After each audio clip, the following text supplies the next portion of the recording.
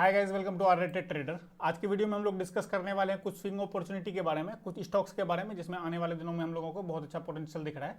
आने वाले दिनों में ये सारे स्टॉक्स हम लोगों को अच्छा परफॉर्म करता हुआ दिख सकता है। तो आप लोग वीडियो को एंड तक जरूर देखना और कमेंट में अपना व्यू बताना इन सारे स्टॉक्स के बारे में कि आपको आने वाले दिनों में इस स्टॉक में क्या स्कोप दिख रहा है, आने वाले दिनों में ये स्टॉक कैसा परफॉर्म कर सकता है। वीडियो को अभी तक लाइक नहीं किया तो वीडियो को लाइक जरूर करना और चैनल पे अगर पहली बार विजिट कर रहे हो तो चैनल को सब्सक्राइब जरूर करना, सो दैट इस तरह का लर्निंग कंटेंट आप मिस ना कर पाओ। आने वाले दिनों में जो भी मैं वीडियो अपलोड करूं तो आपको नोटिफिकेशन मिल जाए। बात करें अगर सबसे पहले स्टॉक की, तो सबसे पहला स्टॉक जो हम लोगों के पास वो है कोल इंडिया का वीकली टाइम फ्रेम का चार्ट। और इस स्टॉक को मैंने आपके साथ समवेयर 220 के लेवल से शेयर किया था, 220 या 240 के लेवल से शेयर किया हुआ था। और अभी अगर आप देखोगे तो हम लोगों को एक बहुत ही अच्छा इस स्टॉक में रैली देखने को मिला था। बहुत अच्छा एक रैली देने के बाद प्राइस में हम लोगों को यहाँ एक लोअर लो का फॉर्मेशन देखने को मिला था और एक सेलिंग प्रेशर हम लोगों को दिखा था। अगर आप यहाँ पर देखोगे तो बहुत अच्छा एक इंपल्स लगने के बाद प्राइस में फर्स्ट टाइम एक सेलिंग प्रेशर देखने को हम लोगों को मिला था। उसके बाद फिर एक हम लोगों को इसमें एक पुल बैक देखने को मिला। इसमें आप डेली टाइम फ्रेम में आपको ये बेटर दिखेगा। इसको अगर आप डेली टाइम फ्रेम पर देखोगे तो आपको बेटर पिक्चर समझ में आएगी। एक हम लोगों को यहाँ से एक सेलिंग प्रेशर देखने को मिला, फिर प्राइस में एक पुल बैक हुआ ऑलमोस्ट ट्रेंड का 50% के आसपास से। अगेन हम लोगों को एक यहाँ से एक सेलिंग प्रेशर देखने को मिला। तो आपको यहाँ पर एक लोअर लो का फॉर्मेशन दिख रहा होगा, लेकिन सही से इस स्टॉक को अगर आप ऑब्जर्व करोगे तो आपको दिखेगा कि यहाँ मैक्सिमम सेलर्स को ट्रैप किया गया है। आपको नजर आएगा कि यहाँ पर लोअर लो का फॉर्मेशन जरूर था, लेकिन बायर्स के द्वारा सारे ही सेलिंग प्रेशर को कवर अप कर लिया गया था बाद में। आप अगर देखोगे तो यहाँ पर हम लोगों को एक ब्रेकडाउन देखने को मिला इस जोन का।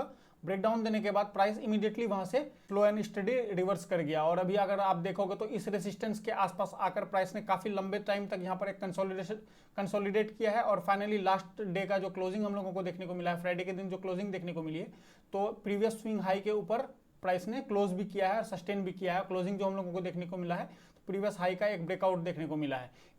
कुछ लोगों को यहाँ हेड एंड शोल्डर का भी पैटर्न नजर आ रहा होगा। ये आपको लेफ्ट शोल्डर नजर आ रहा होगा और ये राइट शोल्डर नजर आ रहा होगा और ये इस पैटर्न का हेड होता है। जनरली इसके हिसाब से हम लोगों का जितना इसका लेंथ होता है उतना हम लोग ऊपर साइड प्रोजेक्ट कर देते हैं टारगेट के लिए।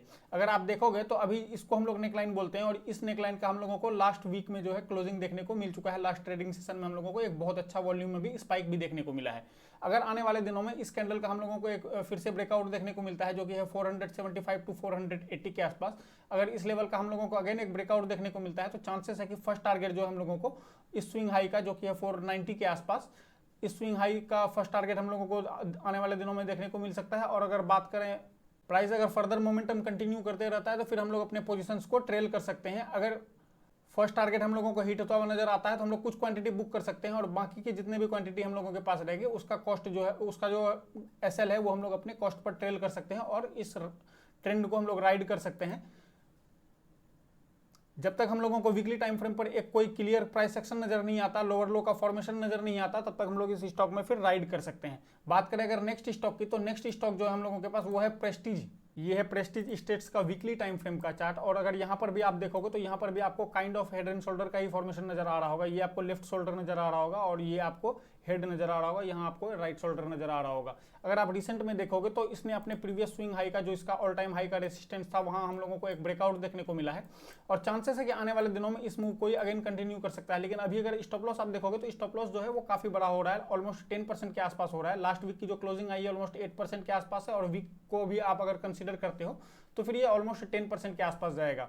जनरली 5 to 10% स्टॉप लॉस हम लोग कंसीडर कर सकते हैं, मैं भी उसी को फॉलो करता हूं। लेकिन इस स्टॉक में अगर हम लोगों को एक पुल बैक देखने को मिल जाए और फिर अगर ये कंटिन्यू करता है तो हम लोगों को बेस्ट बाइंग अपॉर्चुनिटी मिल सकती है। अगर इस स्टॉक में हम लोगों को एंट्री समवेयर 1390 टू 1400 के आसपास अगर एक एंट्री देखने को मिलता है तो यहाँ से एक बेस्ट बाइंग अपॉर्चुनिटी बनेगी। लेकिन अगर हम लोगों को एक प्राइस पुल बैक होता हुआ नजर नहीं आता है और सेम कैंडल का ब्रेकआउट हो जाता है तो हम लोग कम क्वांटिटी के साथ अपने पोजीशन साइज को कम रख के इसमें एक एंट्री प्लान कर सकते हैं ताकि हम लोगों का रिस्क जो है वो बहुत ज्यादा ना हो। रिस्क मैनेज करने के लिए हम लोगों ने पोजीशन साइज को अपना कम कर लिया ताकि हम लोगों का रिस्क जो है वो बहुत ज्यादा ना हो। और अगर आप वॉल्यूम भी देखोगे तो वॉल्यूम आपको ग्रोइंग वॉल्यूम दिख रहा होगा। लास्ट 2 to 3 वीक के अंदर में जो वॉल्यूम है वो हर वीक में वॉल्यूम आपको इंक्रीज होता हुआ नजर आ रहा होगा। तो आप लोग बताना कमेंट में आपको ये स्टॉक कैसा लगा और आने वाले दिनों में इस स्टॉक से आप क्या एक्सपेक्ट कर रहे हो। और वीडियो को अभी तक लाइक नहीं किया है तो वीडियो को लाइक जरूर करना। और बात करें अगर हम लोग नेक्स्ट स्टॉक की, तो नेक्स्ट स्टॉक है मेरे पास हिंडेल्को इंडस्ट्रीज का वीकली टाइम फ्रेम का चार्ट। और इस स्टॉक को मैंने आपके साथ शेयर किया हुआ है। आपके साथ मैंने इस स्टॉक को टेलीग्राम पर भी शेयर किया है और इंस्टाग्राम पर भी शेयर किया था। अगर आप देखोगे तो समवेयर 500 के आसपास से कुछ शेयर किया हुआ था मैंने, 450 टू 500 के आसपास कुछ शेयर किया था। और अगर आप देखोगे तो प्राइस ने ऑल टाइम हाई से एक रिजेक्शन हम लोगों को देखने को मिला था प्राइस में, और यहाँ से एक लोअर लो का फॉर्मेशन हम लोगों को देखने को मिला था, और बहुत ही एक स्ट्रॉन्ग सेलिंग प्रेशर भी हम लोगों को देखने को मिला था।